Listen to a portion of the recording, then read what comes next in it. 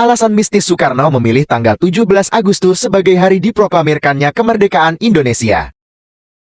17 Agustus tahun 1945 merupakan hari yang sakral bagi bangsa Indonesia.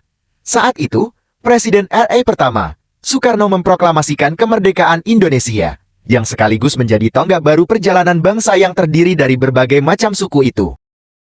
Berbekal secari kertas yang berisi tulisan tangan naskah proklamasi, Bung Karno dengan didampingi Mohatta mengumandangkan proklamasi tanda lepasnya bangsa Indonesia dari penjajahan bangsa asing. Namun, pemilihan tanggal 17 Agustus sebagai waktu dibacakannya proklamasi bukanlah tanpa alasan.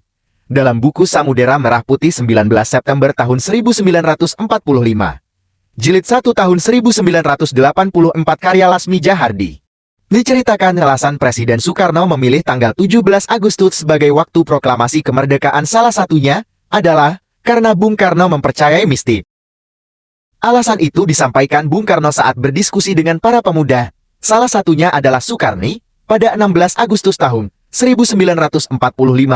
Saat itu Bung Karno dan Bung Hatta diculik oleh kaum pemuda ke sebuah tempat di Rengas Dengklok, Karawang, Jawa Barat. Soekarno menerangkan bahwa ia seseorang yang percaya pada mistik dan tidak dapat menerangkan dengan pertimbangan akal mengapa tanggal 17 lebih memberi harapan kepadanya.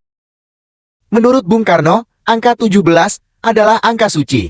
Tanggal 17 saat proklamasi adalah hari Jumat Legi, Jumat yang berbahagia, Jumat suci. Al-Quran diturunkan tanggal 17, orang Islam sembahyang 17 rakaat. Oleh karena itu kesucian angka 17 bukanlah buatan manusia. Kemudian pada sore harinya, Bung Karno dan Bung Hatta dijemput kembali menuju Jakarta setelah tercapainya kesepakatan antara golongan muda dan tua.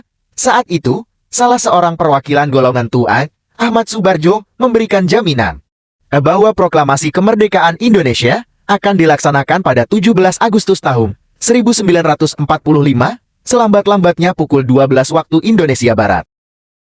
Bung Karno dan Bung Hatta akhirnya kembali ke Jakarta. Singkat cerita, setelah melewati sejumlah proses dan peristiwa, kumandang proklamasi akhirnya diproklamirkan Bung Karno di rumahnya, Jalan Pegangsaan Timur nomor 56 Jakarta, pada pukul 10 waktu Indonesia Barat. Bagaimana? Sudah tahukah kamu?